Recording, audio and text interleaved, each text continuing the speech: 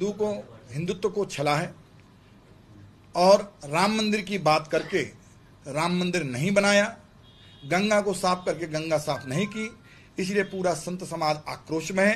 अब सबने विचार किया है, हजारों हजारों की संख्या में संत समाज पूरे देश में अलग अलग कोने में निकलेंगे और हम लोग अभी उसकी तैयारी में लगे हुए, कौन कहाँ कैसा क्या करेंगे।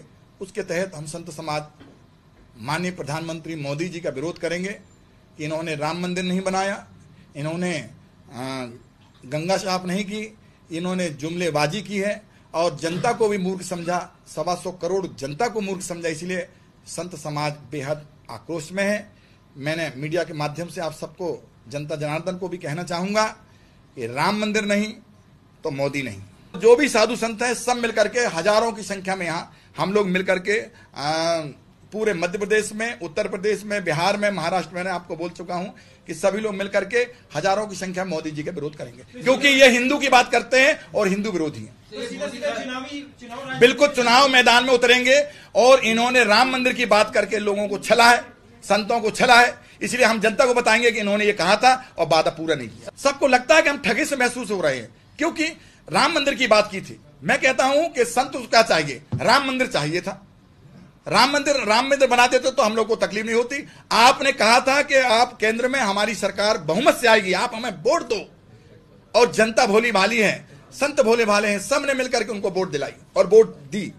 पर इसके बाद भी उन्होंने जो है केंद्र में भी बहुमत, राज्य में भी बहुमत, इसके बाद भी इन्होंने राम मंदिर नहीं बनाए, राम मंदिर की चर्चा भी नहीं की। इसलिए ये धर्म विरोधी सरकार है, ये राम मंदिर की विरोधी सरकार है। राम मंदिर की बात करती है पर राम मंदिर नहीं बनाती है। बोलिए, बिल्कुल हम तो सबके लिए, दिग्विजय सिंह के लिए प्रचार करेंगे और हम पूरे कांग्रेस के लिए, क्योंकि इनका कांग्रेस का संत समाज ने समर्थन दिया है मध्य प्रदेश में, तो मध्य प्रदेश में तो कांग्रेस के समर्थन में हम लोग पूरा काम करेंगे। सर, आप काफी दिनों से यूपी में थे, आप क्या अमेठी और रायबरेली भी जाएंगे चुनाव प्रचार? यदि माननीय राहुल गांधी कहेंगे तो बराबर हम लोग अमेठी और रायबरेली भर नहीं, पूरे देश में जाएंगे। यदि वो कहेंगे तो हम लोग जाएंगे। संत समाज जो है किसी भी हालत से इनको रोकने की बात करेंगे। अभी तक तो चुनाव का कोई हाल बेहाल है, चुनाव तो नहीं लड़ूंगा, पर यदि माननीय राहुल गांधी जी कहेंगे, कमलनाथ जी कहेंगे भारत के किसी भी कोने से चुनाव लड़ने के लिए, तो कंप्यूटर बाबा तैयार हैं और भी संत तैयार हैं यदि वो चुनाव के लिए तैयार हैं।